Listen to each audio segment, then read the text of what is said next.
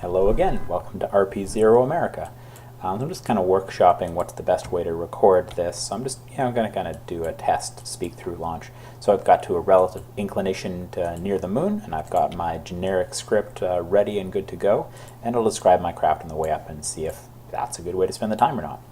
Alright, so in pre-launch, I paid for a very large simulation, like 100 hours or something, just as kind of a good way to test this craft out, because I kind of need to test all of the systems in situ. So yeah, so going to use my launch script. It should work nicely here because it just is going to wait until that single engine is up to thrust, and then release the clamps and throw up turn all the solids. So my launcher is pretty similar to what they use to launch the Hexagon, I think. Well, other than obvious differences. So Hexagon is it used Titan with an Titan 2 with an Agena upper stage. So maybe that's Titan 3 something. And the Hexagon was a spy satellite based on an Agena-based engine.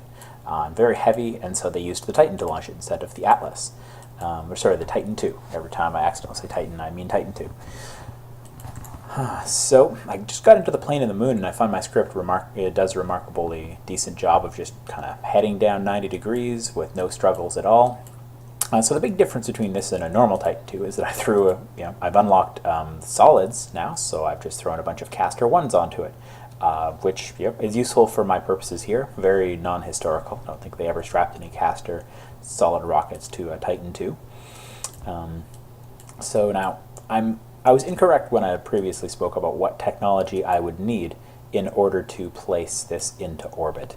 I guess to complete my mission overall. I thought that the tech I was it advanced orbital, something like that, would be sufficient because it would give me, there we go, drop off the solid boosters. They just give me a bit of extra delta V. I thought that the technology I was aiming at, which I think was mature orbital, would give me a Agena engine with more than 2 ignitions. That is what I was hoping for, but in practice that was not the case.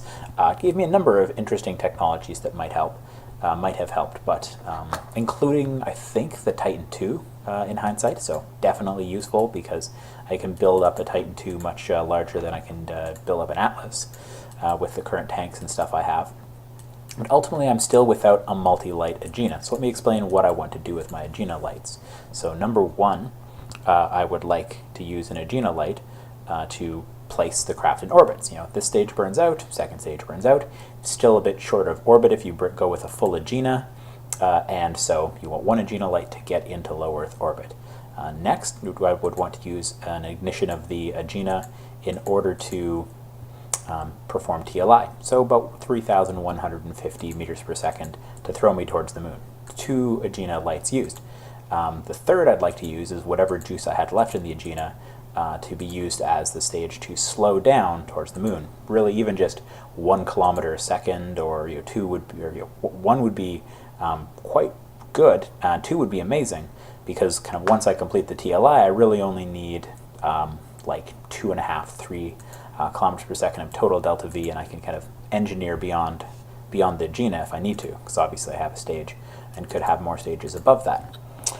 Problem is, so my ideal plan would have 3 lights on this engine, but I still only have versions which have 2 ignitions. I've got more efficient versions of it now, higher thrust, but still limited to 2 ignitions, which is problematic because the plan I just described calls for 3.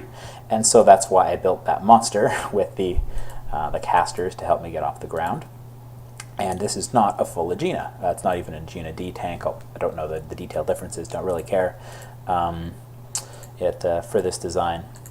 But really, I'm trying to launch something less than a full Agena. What Agathorn said when he tried this design to try to land kind of a lighter thing on the moon, I believe he's trying without hydrolocks as well, which gives you a more efficient transfer stage and things.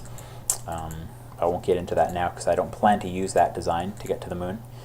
Ultimately, I'm trying to use closer to real rockets. I think he's kind of building his own from scratch and using, non-historical looking ones, which is totally fine, just not the route I'm currently going. So that's why I have an unfilled tank here. And I compared it to a procedural tank. I would only save 100 kilograms in the tank mass, which isn't enough for me currently to care. So about to pre-light the next stage engine, which is something I haven't had a chance to code in yet. Being a little sick, or else I probably would have been able to make a little progress on KOS, but I've still been contributing to realism overhaul and such in the last week or so. So drop that off, no longer need it due to the low pressure, and you can see the tiny probe I plan to throw at the moon. So beyond the Agena, it's just this, which I think has like 1200 meters per second of delta V, because it's just basically a probe core.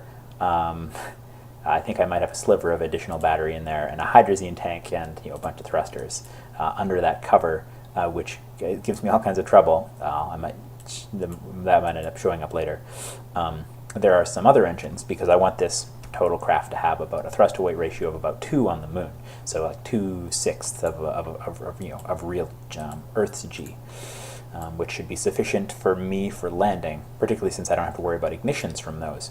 Because really that's the thing I find the most troublesome and difficult with landing something on the moon that's light with earlier text like this, is having to worry about ignitions. Because however, I'm not sure what causes it now. Just checking if I have a window open. No, I don't have one yet. So I'm not entirely sure what causes it, but MechJeb is a bit unhappy with some of the realism overhaul engines in giving us an accurate suicide burn countdown. Basically, like, gives you an idea of when you would want to expend those ignitions you have near the surface of the moon as you're slowing down for a landing, which if it was like crisply accurate, it would be much easier to design something to land on the moon for me. In practice, it isn't right now. This is in KSP 1.0.5. In the future, it might, improvements may be made. But right now, just having something with infinite ignitions or the ability to throttle makes it much easier. And these RCS things that I'm using have all of those properties. So that's totally what I'm using. In my Soviet version, I went with something kind of a hybrid design, because it was kind of like, it wasn't as small of a launcher as this, I don't think.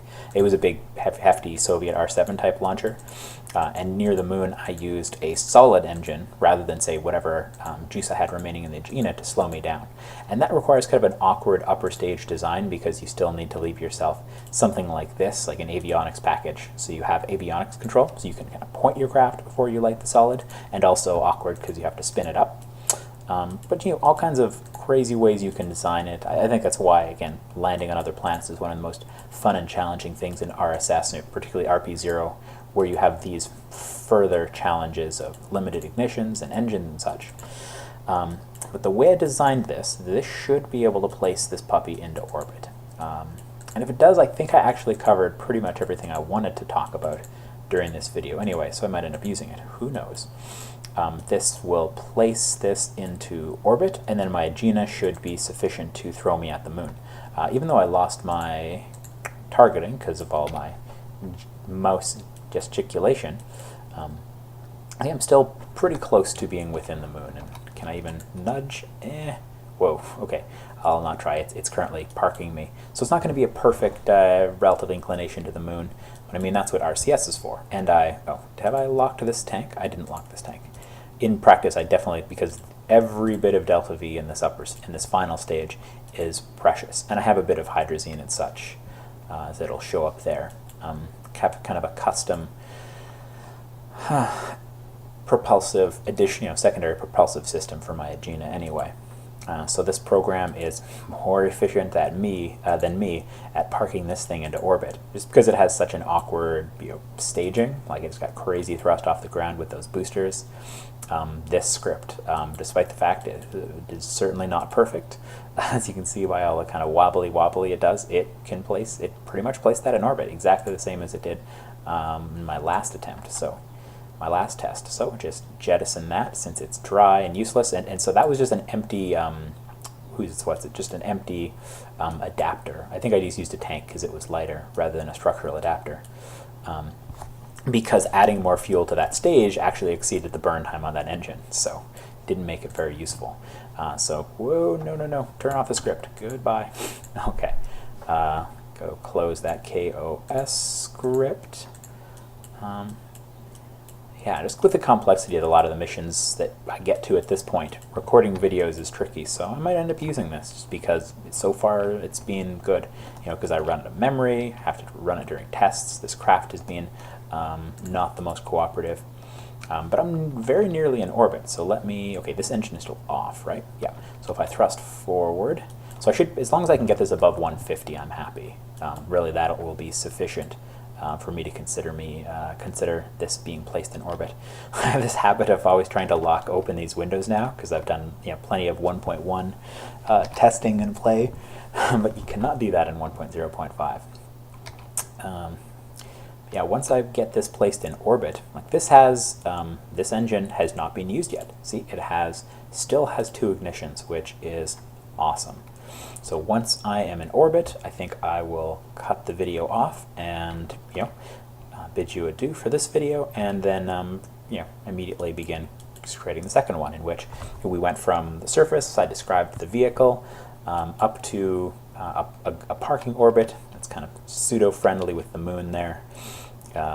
Not perfectly inclined with the moon. Not too far away, yeah. 1.8 something. I'm probably pointed the wrong way now in terms of trying to reduce this closer to 0. Yeah, I have this in orbit. You've seen this probe here, and so I'm going to attempt to throw it at the moon now. It's going to take a little while to do this, so I think I'll just cut it off. I'll do that on my own.